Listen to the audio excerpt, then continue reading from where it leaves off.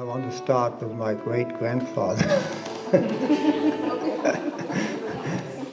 My great-grandfather emigrated from Sweden.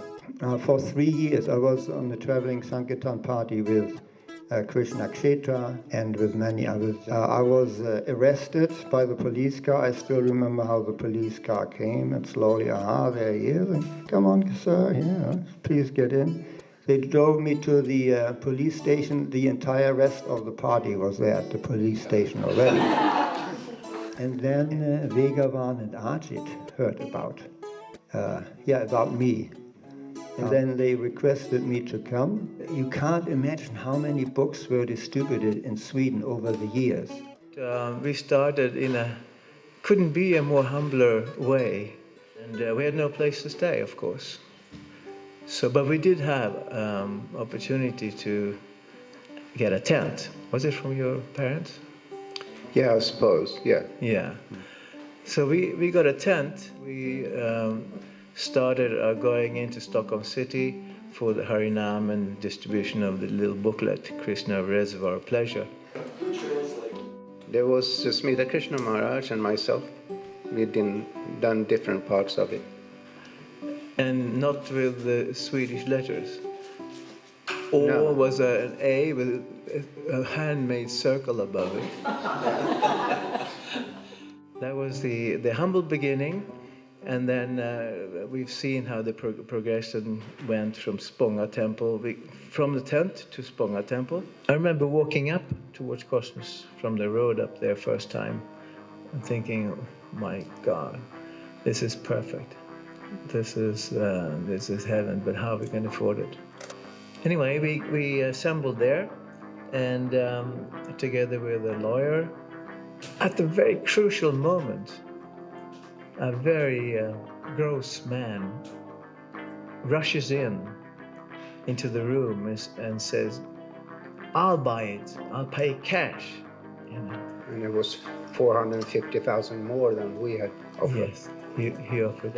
But it turns out that the man that we've been cultivating, he really disliked this brutish man coming in.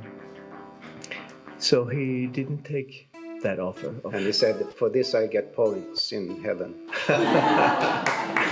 You were instrumental with Ajit Prabhu. You suggested to Prabhupada that you would go to, in Australia, you would go to Sweden and start a temple. We went in front of Prabhupada. Prabhupada said, if you go to Sweden on behalf of Chaitanya Mahaprabhu, you will get all of his blessings. We were, 21 years old and 25. And Prabhupada is investing all of this,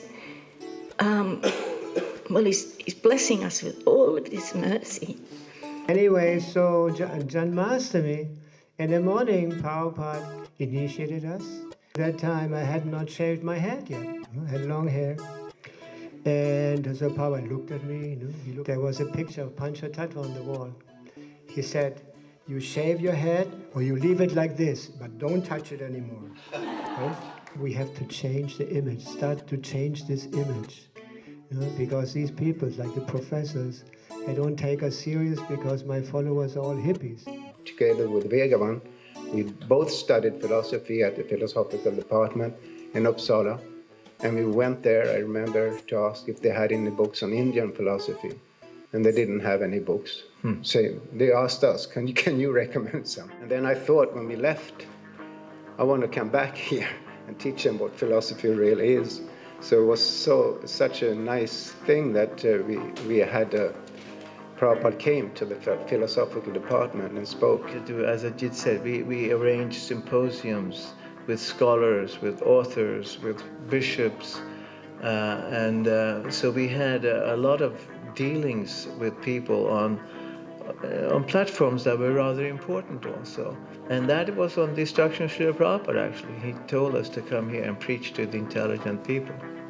Ajit told me that the school books, we've managed to change the school books because they only had the impersonalist understanding. So much work, so much book distribution. We invested so much energy, and again, books again, and we wouldn't wouldn't stop doing it, You know, every day we realized there were miraculous things happening.